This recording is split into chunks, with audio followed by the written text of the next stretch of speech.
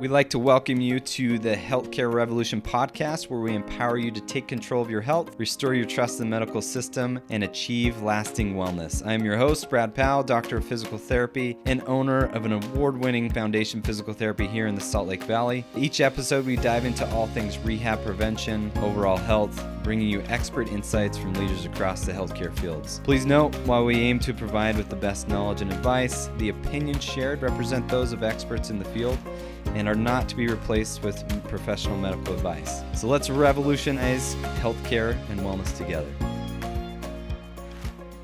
Well, we are so excited to have Mariah Subaki on our podcast today. She was one of my patients, and she had a very unique story about an accident that she had, and it was a huge trial that she overcame. And we invited her on the podcast to tell her story and tell us about the struggles that she had and what she overcame. So welcome to the podcast, Mariah. Thanks for having me. I'm excited to be here. I'm so excited for you to tell this story because it's a unique story where, a lot of people don't go through this.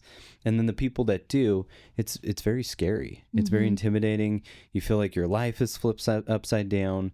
I remember, 2.5 years ago, I broke both my wrists, my hand and my wrist. And as a therapist, that's what I use every day. Yep.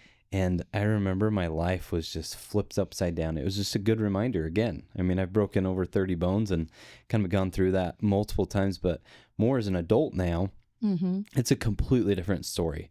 Tell me about what happened with your accident. So in early February, I was skiing up in Brighton, and I had been skiing. It was like my 15th time this season. So it wasn't like, and I'm not from here. That's a few times. Yeah. So I'd been out a lot with my husband and with friends too, and was feeling good. I really picked up skiing 2 years ago. I had done it in college for the couple years I was up in Idaho. I kind of taught myself, but I'm from Chicago where there's no mountains. There's a hill in Wisconsin that you can go skiing. And so it's almost like the Bunny Hill in Utah. Very much. And so I decided a couple years ago that I love hiking so much, but the winters were brutal. And I was like, I just need to get into skiing. And so my husband and I got passes and was feeling good and never felt like I was a great skier, but could get around. And it was that last run, we had actually gone up the lift and we were talking about, this will be our last run and then we'll just go down to the car. And it had been a slushy day. Like my husband actually had fallen, and he rarely falls, a few runs before. And it was kind of warm, and we were like, yeah, we should probably head back home. But as we were going up the mountain on the lift, I was telling him how great I felt because I had turned 50 the year before, and I had felt like the weight of that age and just felt like I had a lot of health problems in my 50s. But that winter I had taken up strength training in the winter, and I had been skiing like at least 2 times a week or whatever, and felt so good. So it was kind of funny that I'm up there telling him, I feel so good. Like I feel like I'm in the best shape that I can be at 51 years old. Yeah. And he's really in really good shape. My husband is. And we were going down and we were like almost to the lift at the bottom, and my husband was ahead of me. And I don't know what I hit. I hit something. No one was around us. We were at a very fast speed because we had gone through some tree areas that you needed some speed to get through and to get down to the bottom because it was a little flatter. And then there was like a little kind of ravine you had to go up and down. And so we did have some speed. And I just like somehow caught something and did the complete roll, lost the skis, and right away felt pain on my left knee right away. Yeah. My husband was ahead of me and I was like, oh, in slow motion. And he didn't stop because he had his helmet on and couldn't hear me anyways. And so when I got up on myself again, like pretty much sat up, I realized there was a lot of pain in my left leg and my skis were not by me. And so at that point I could see them up the hill. So I started to kind of crawl up the hill as best I could. And I got the skis lined up, got on them. The left one hurt really bad to clip my boot in. Yeah. By then, my husband called me. Where are you? Are you at the car? He actually didn't go down to the car. He had stopped. And then he was like, oh, I see you now. He was close enough that he could see me. And I said, I've fallen off. I've hurt myself, but I'm going to try and come down to you and to the car. And so I got them clipped in, and then I started to kind of like shimmy down, and pain every time I went down. And I did that probably about 8 times. And then I decided, I think I've really hurt myself, and it's probably better to stop and get help because I felt like I couldn't even get down to him. And then I knew the car was even further. Yeah, and you just started inching your way down. But this was the last run of the day. The last run of the day, so yes. This is just my advice for anyone that's Stop before the last run of the day. If you've had a good run, just end it there. Yeah. I can't tell you how many times I've had injuries when it's the last lap of the day. And I think I I'll don't know rethink what that. that is about. Like I don't know what causes that. I don't know if it's just the fatigue that you're feeling and you're just pushing that one last time. Mm-hmm. But I think more often than not, like people, when they say mentally this is the last run on the day, that's typically when they get hurt. Yeah, I think that is the fatigue. I think it really was. And I was tired, but I also don't know if I caught something. I'm not sure. I'm not really sure. And so my husband, I said, you need to call, get the ski patrol. He was very close to where their lodge was. They called in but another ski patrol was coming down, an older gentleman, and he came up upon me and I was just sitting there and I just didn't know what to do. Like, I think I was in a little bit of shock actually. And then he was like, ma'am, are you the one that called the toboggan? And I said, yeah, my husband did. And he's like, what's your name? How old are you? And I had to think about those things. Like I was like, oh, and this is my name. You didn't hit your head, right? No, I didn't. I didn't. I don't think consciousness. so.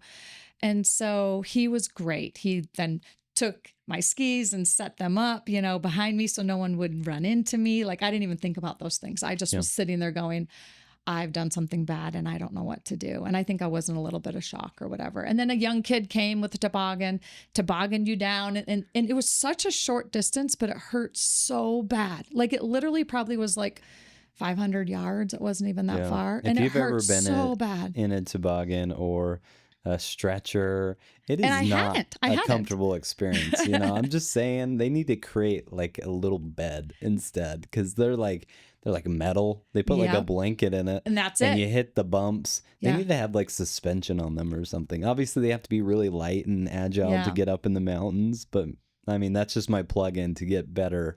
I agree. Beds. Some kind of pad, right? Some kind of built-in nice pad in there. Yeah, definitely would make sense. So they pulled me into the lodge, which that's interesting. The door is only about this big. And I always wonder what that door was for. And it's literally, they slide you in onto like a gurney is what they do. And there's doctors and nurses. And at this point, I'm not really seeing anything behind me, just above me. And they're like, oh, do you want x-rays? And I was like, I really want to go see, it was for something. I was like, I really want to go see my doctor. And, I just want to get out of here because I knew that they could only do an x-ray for me. And I was worried I'd torn an ACL or something. And so they got me out to the car and that was quite painful, just getting into the car, driving down. I called an orthopedic office in the hospital close to us.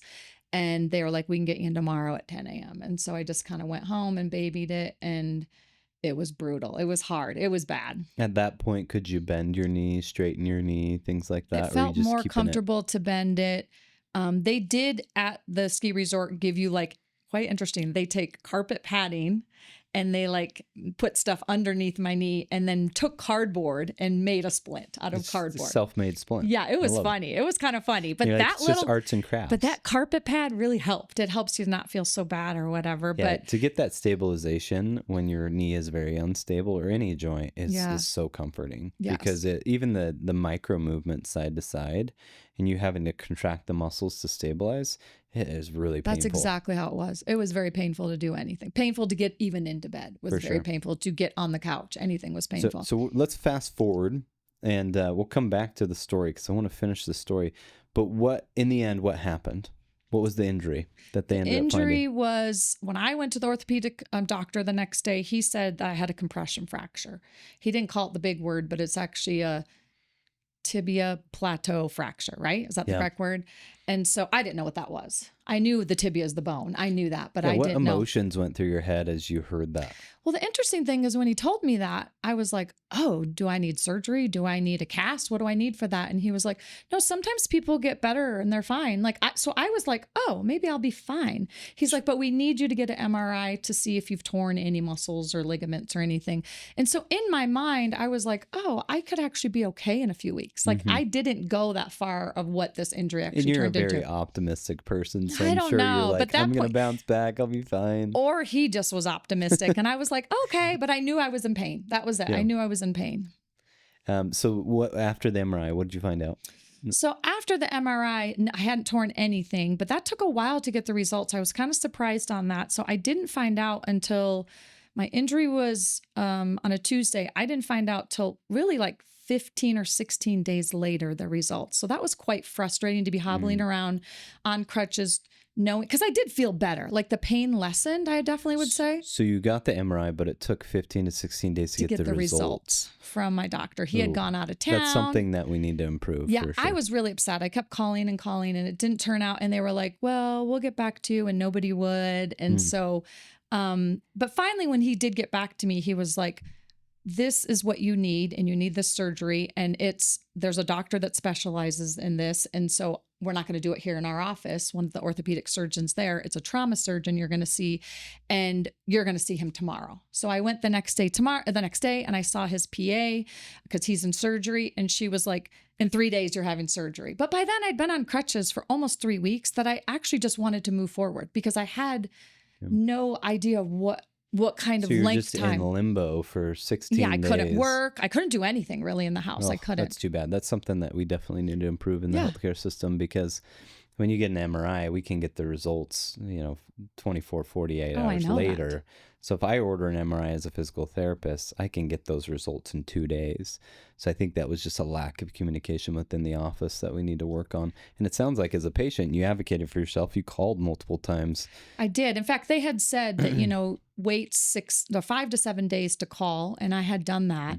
And then when I finally called, they were like, oh, he's out of town for like 5 days. And then I called when he got back in town. And so it was very frustrating to have people ask you what's going to happen. And you're like, I don't really know. I don't know. I'm waiting to see, because I thought I had torn something, because I felt like the compression fracture wasn't that big of a deal. Yeah. I felt like better each day. I actually I wasn't walking on it, but I didn't feel that pain like I did in the first 24, 48 hours. So I thought, oh, maybe I'm going to be fine. If I haven't torn anything, then maybe I'll be fine. Yeah.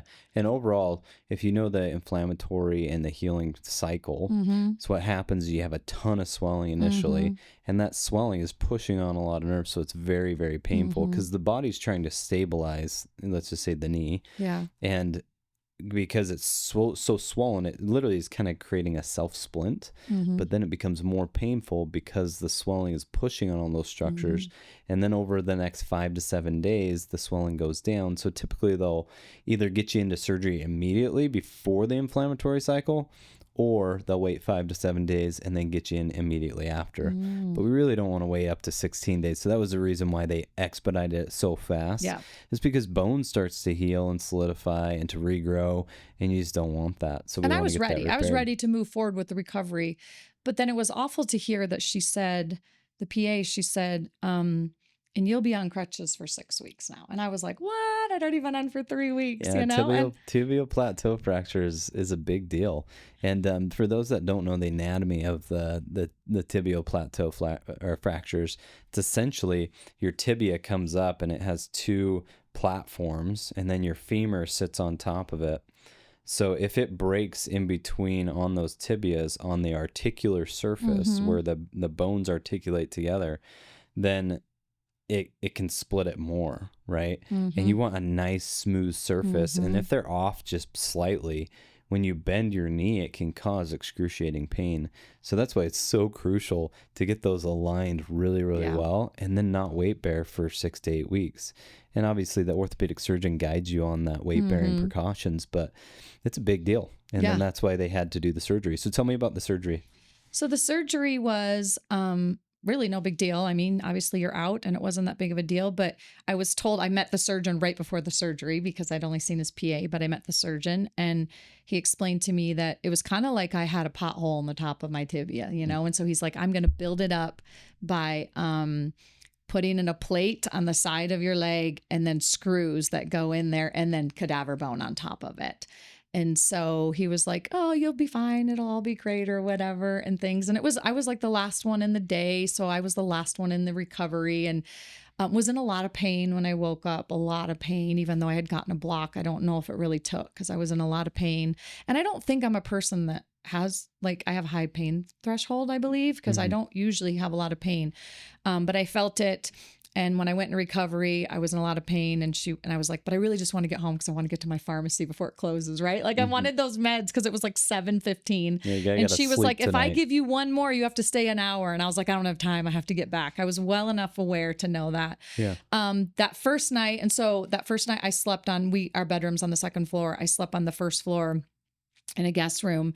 And that was just hard. It was just hard to get my leg into bed. It was just really, really uncomfortable. Probably felt so heavy and just painful. Awful. And actually a lot of pain throughout the whole recovery. I've never taken pain meds this long I've had minor things or a toothache or something where you take pain meds or after having a baby for a few days. But I literally I took the narcotics for the full time. And I think that was like a good 7 or 10 days.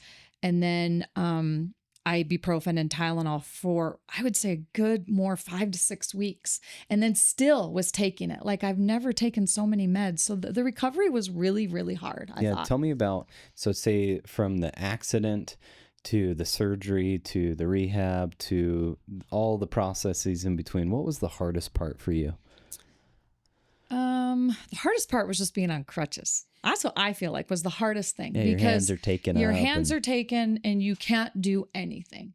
And then I would get exhausted. So for me, that was the hardest, but I also feel like the pain. I've never experienced pain like that, but thank goodness we have meds that help us. But I didn't want to take all those medications, and I tried as hard as I could, but I couldn't sleep if I didn't take them, if I didn't get up in the middle of the night and take it. So I probably would say that was the hardest, was the pain, the crutches and the pain. I really think so. How do you feel like, how long did it take you to get off of that pain medication throughout your rehab?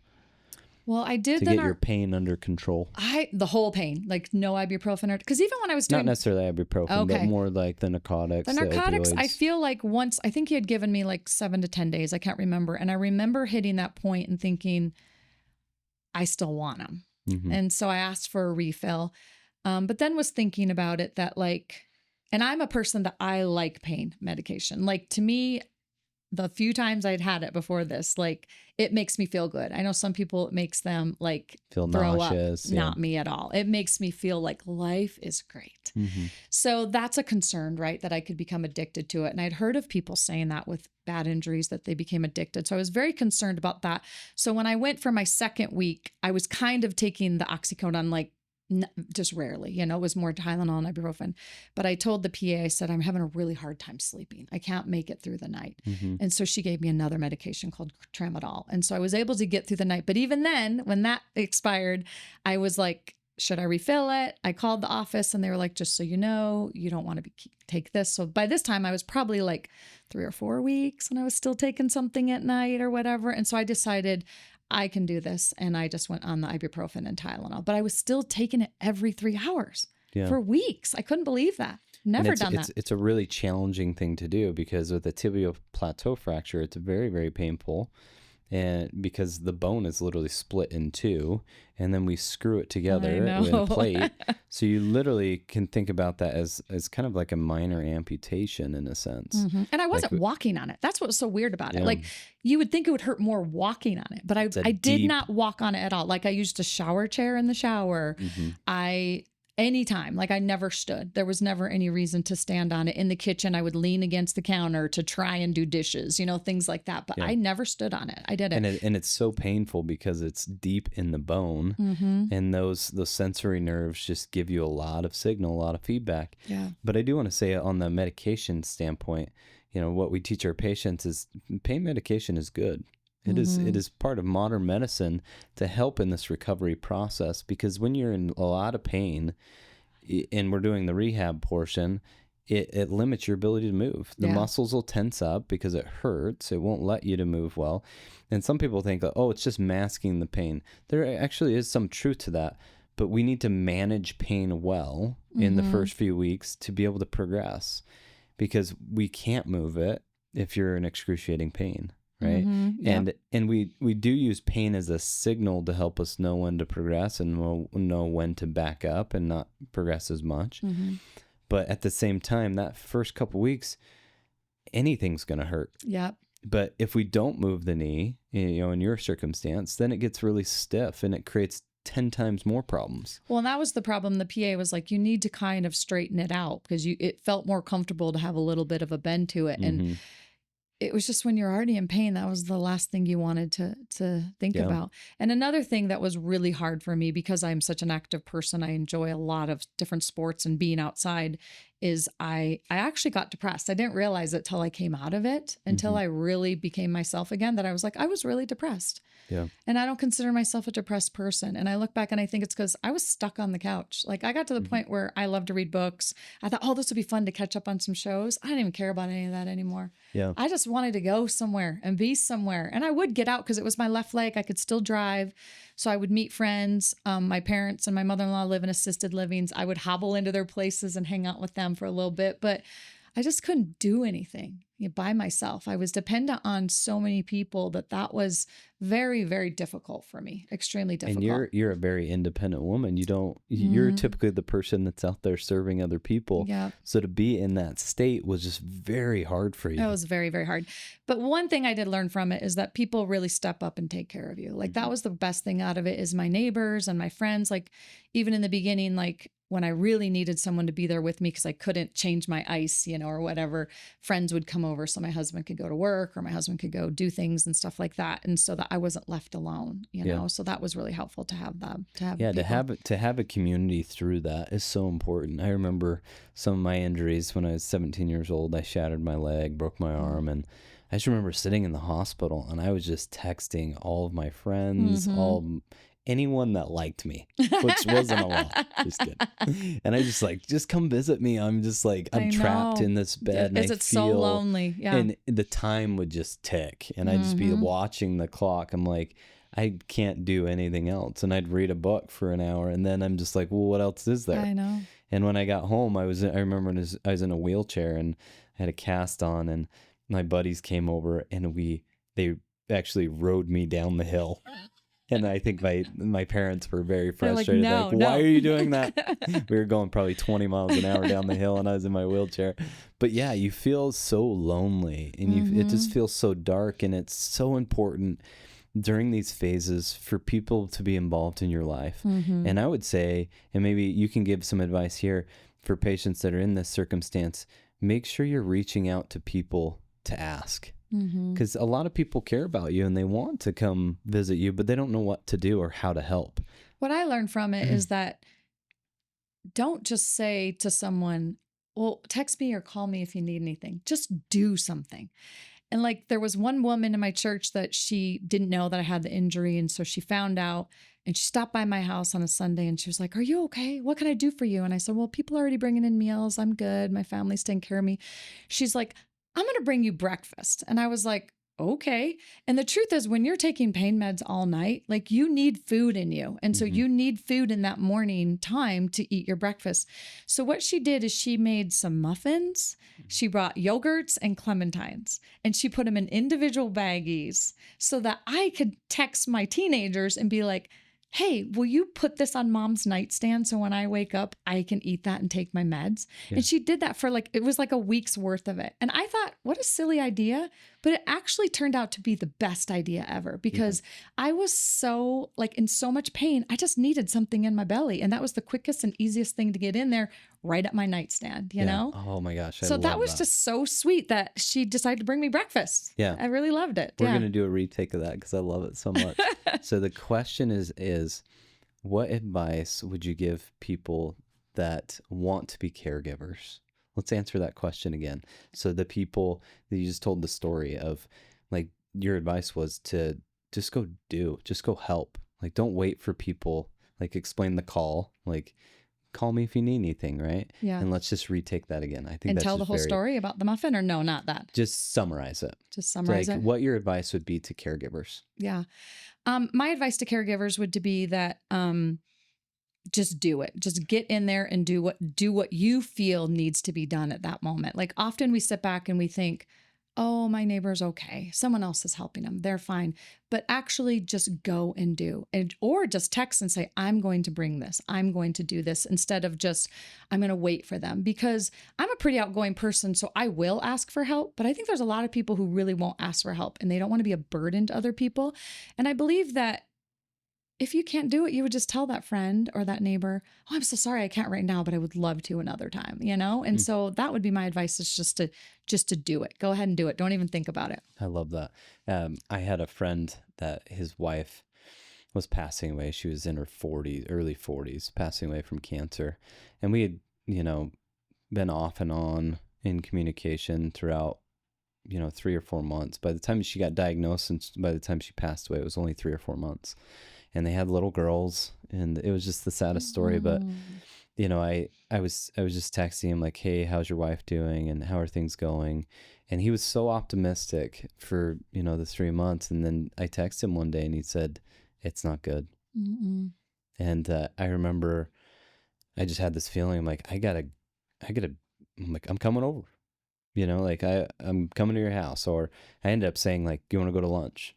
And I remember I had patients scheduled the rest of the day, and I canceled all my patients the rest of the day. He probably loved that. And I said, let's go to lunch. And I chatted with him, and he's like, he was just like cold. Like he was just so fearful for the future. And he's like, I don't know what to do. My wife is she literally has not got out of bed for 7 days now. She is just withering away.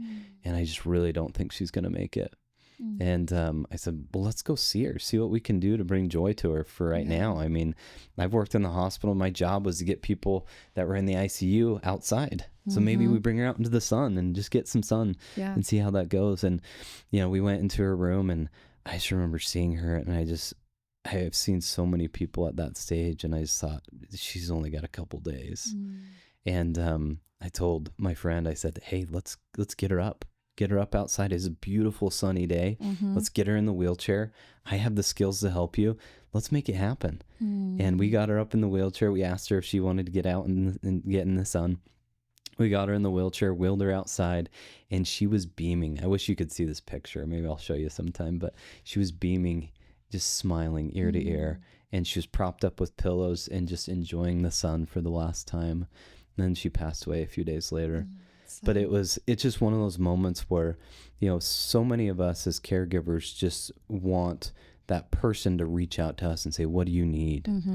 Right. But I love what you're saying. Like, just go out and do it. And a lot of us want to give meals and give gifts and things like that. But most of the time they just need you. Actually, people just coming to sit with me were just a blessing too, that I felt so not alone. And then it wasn't such a burden on my family too, that I had a neighbor that called me, and she was like, it had been about 3 weeks post-op surgery. And she said, I bet your master bathroom isn't clean. Can I come clean it for you? And I was like, really? Like, really? You would do that? And she was like, yeah, let me come clean it. And so she did that. I had a neighbor that was like, can I come vacuum your floors for you? That's like my biggest pet peeve. I don't like dirty floors. I know. We should just replicate your neighborhood. I have good neighbors. Amazing. I do have good neighbors. I'm very lucky that way. But I also feel like I do things for them. I've had 2 neighbors that tore their ACLs in the past year. I went up to both of these men and I said, I am so sorry. Like, I did not do enough for you. You probably needed help. You probably needed more things done. And so it's like going through these things makes you look at people in a different eye. And I now will move forward. If I see someone at crutches in my neighborhood or my church, I'm going to be like, all right, what can I do for you? Can I bring you a book? Can I bring you a meal? Just something, right? Tell me what you feel in your heart when you see someone on crutches now. What has this experience done for you in feeling? Well, there's a little PTSD, first of all. There's a little bit so in that. Immediately, yeah. like, because I was on crutches without being able to walk on it for, I believe it was 8 weeks, 8.5 weeks is what it was. And so there's a little bit of that, but now a lot of compassion. I have a lot of compassion for people that I look at them and just think, because I know there's people that they're on crutches for much longer than that. Like that was really a short time. Now looking back, it's not as bad, but when I was in the middle of it, it was hard. But I look at them and I go, oh, wow, that's hard. I remember using, my mother-in-law had a handicap pass, and so I would use it to go to the grocery store when I could finally go and then hobble over to the wheelchair. I could have wrote you one of those. I know. The funny thing is when I had it in the car and I was like, no one's going to question me on the crutches, right? I don't know. And so I need to remember that for when my patients are on crutches. Yes. We can because write those then you hobble passes. to that wheelchair, and often the wheelchairs, those electric wheelchairs, don't you can't get to them. They're very difficult to get in and out of them because they line them all up together or they're not properly charged. I didn't know any of that. I'd never experienced it. And in fact, I didn't use them for weeks. And my husband was like, you need to get out. You're going to the grocery store with me. And that was the first time I did. And you feel so awkward in them. What a great thing for your husband to say. Because that's so key. Because I would just sit in the car. I would sit in the car hurts. and he would go get the groceries and I would just sit in the car. Get some social interaction, get some sunlight, get some movement. Even if it's just sit in a cart and drive it around. Like that's why they have those carts. Yeah. And that's the best thing you can do. I know. And it exhausts you. You're just depleted the rest of the day. That's what surprised me too, is how it felt like after having a baby. I felt like just going anywhere for an hour was exhausting. That's what I felt like. And really, I mean, if so everyone understands what's happening, your body is really just on high alert, and it's also trying to regenerate energy. It's trying to repair tissue, and it's using up a lot of energy to repair. And you have to use different muscles. You have to use different modes of thinking. It takes a lot of emotional toll on you because you have to move differently. You got to think things through. I mean, how often do you think about how to walk? Like we never really think about that. No, it's just something that we automate. But as you're injured, you have to think about 20 million things. You even think about like, how do I get to that wheelchair? How do I get that wheelchair up the sidewalk? How do I get to an entrance that actually has like an appropriate accessibility to get in the building, right? Where's the elevator? There's just so many things that you have to think about that you've never thought about before. So of course it's going to deplete your energy. Yep. So tell me about, I remember one day in particular when we were working back to jumping. Tell me about that fear that you felt. And, what helped along that process? Just tips throughout the rehab experience that you're like, I'm really glad that happened, or that was a great lesson learned. Well, I was like halfway through with PT and you had set up the agility ladder. Is that what that's called on the ground? Where it's like the football players and soccer players run through it, the different squares. And Mariah. Yes. Because you're a high level athlete. But, my son had one in the basement, but I never used it. Right. And so you were like, okay, now you're going to step. And then you had me hop from bop to thing. And I was like, I can't do that. Like in my mind. And I probably said it to you. I can't do that, Brad. I can't do that. I remember you said it out loud, yeah. And you were like, yes, you can. And the reason I knew is because we tested a bunch of things. So I knew you were ready, but just the mental aspect. Yeah, but when you have those 8 or 9 weeks of being told don't step on it, all of a sudden it's like, now you can jump on it, And so you had me do that. And then you had like a small little, step ladder. Would you call it the exercise ladder, that step up. Oh, yeah. And you told me to jump off of that. And I was like, I can't. Yeah, we were just dropping off a box. But I felt that with everything. When I first came here, I had only been off crutches for a day. And you were like, walk. And you were like, you're not doing it right, Mariah. And I was like, I'm not. Like I'd forgotten how to walk. Yeah, and we got to go through those mechanics. Yeah. Yes, and so putting my foot in the right extension and things like that. So, but when that time where you had me jump, that was like a good day for me because it was hard, but I also was like, I can do this. But I was shocked that I thought that I couldn't do it. That's what really shocked me. You end up putting these mental barriers in your mind, and you'd say, oh, that thing, that activity is gone out of my life. And it's almost like a death in a sense, right? Yeah. It's like I'm closing that chapter on skiing. I'm closing that chapter on jumping. I'll never jump again. I'll never run again. And you just tell yourself these stories. And sometimes it's just unconscious. You're not like literally going through your mind and telling yourself these things. But tell me about what you're doing and what you did with jumping that helped you get through that next step and through that next barrier. What was helpful? Well, I felt like PT was very helpful because physical therapy, because I felt like every time I was pushed to do something that I hadn't done the time before, even in the beginning when you're just up on the bed and you're just trying to extend your leg, like that is hard in the beginning, right?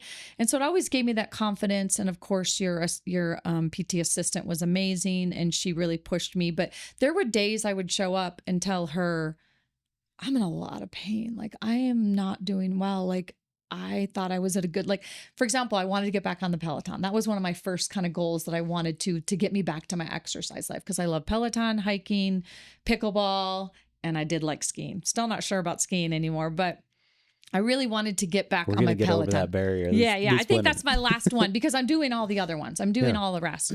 And I got on my Peloton for 5 minutes and it felt a little uncomfortable. And so when I came the next day, your assistant was like, how are you? And I was like, I'm in a lot of pain. And she's like, well, maybe we should back off on that. And that was frustrating to me because I wanted to move forward.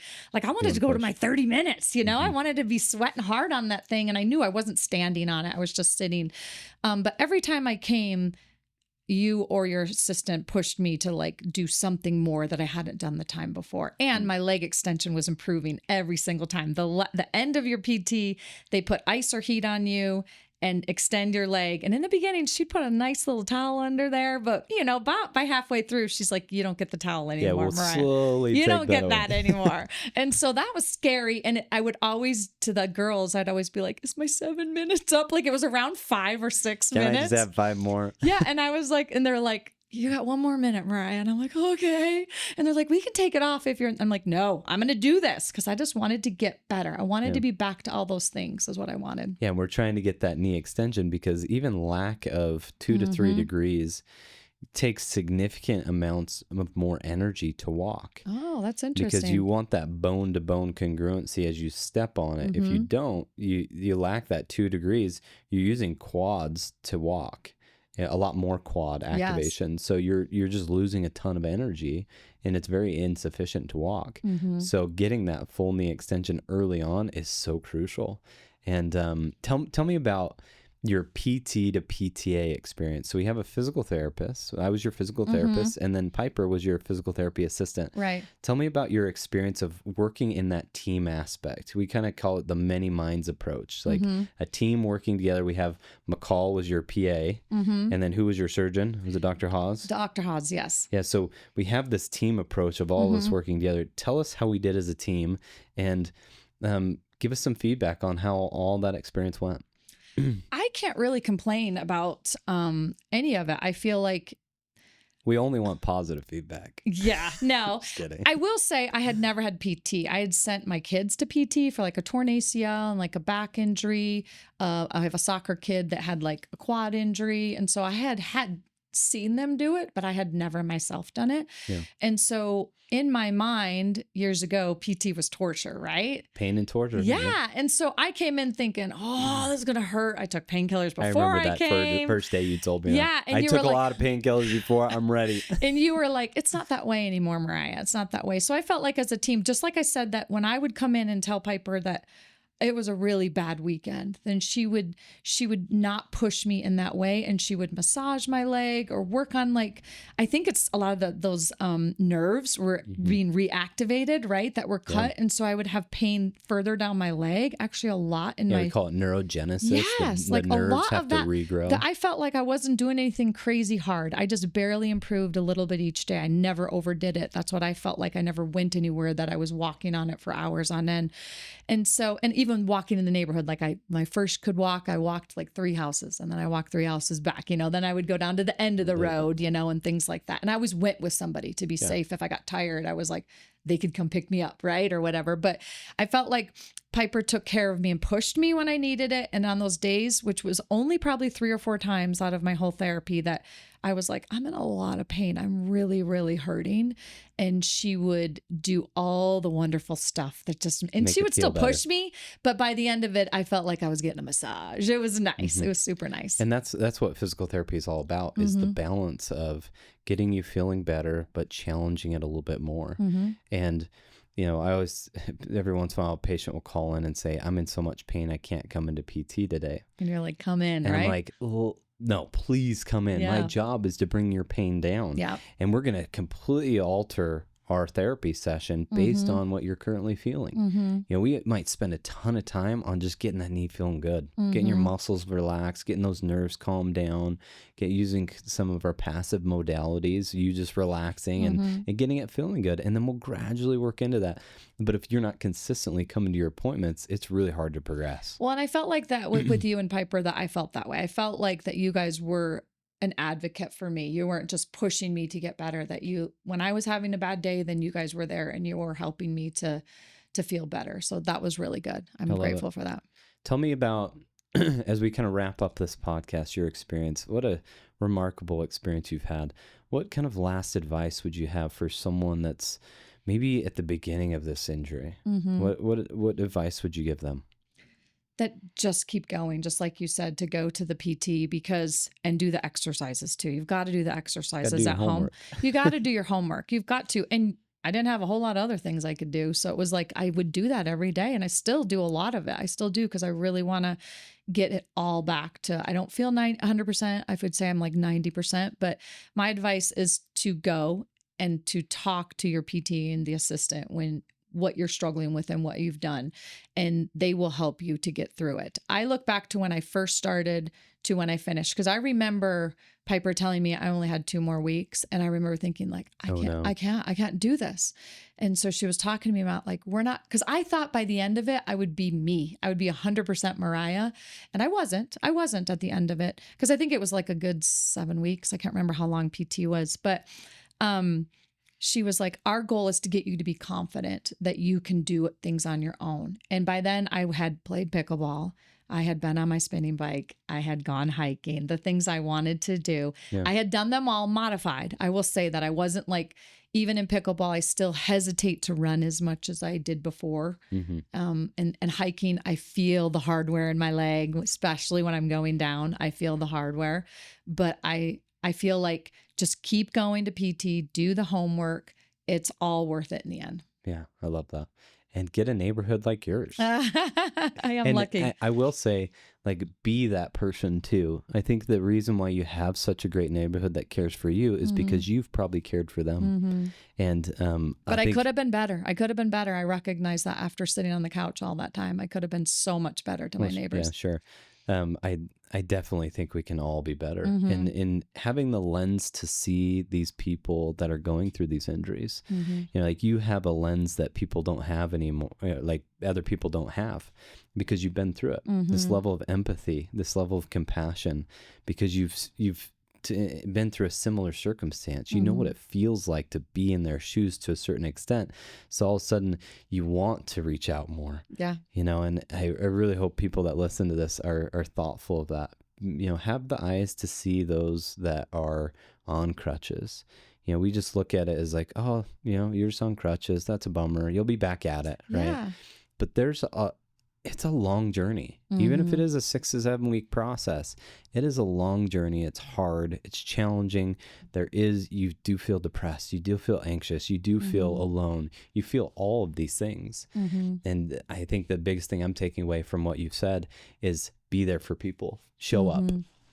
Even if they say we don't need you, even if they say they don't need meals, like just be present. Do something. Bring them breakfast. Drop off some breakfast, and they're going to love that. I love it. Okay. Well, thank you so much for joining us on this podcast. Thanks for having what me. A great experience to learn from, and all these huge takeaways. We appreciate you sharing your story. Well, thank you.